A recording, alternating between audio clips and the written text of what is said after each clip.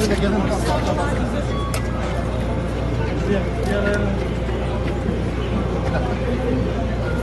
Arkadaşlar siz de elinizi indirin.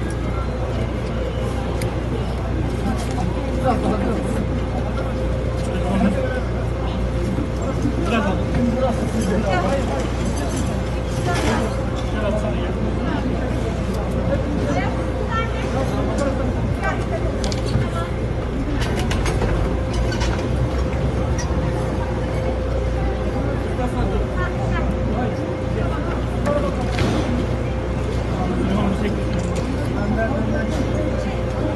Sakin ol. Evet, sakin olun. Sakin olun. Anne bak abla işini yap.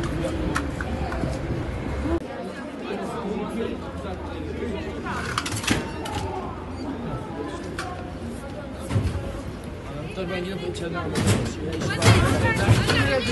Anne. Kimliği nerede? Tamam, kimliğini getirin.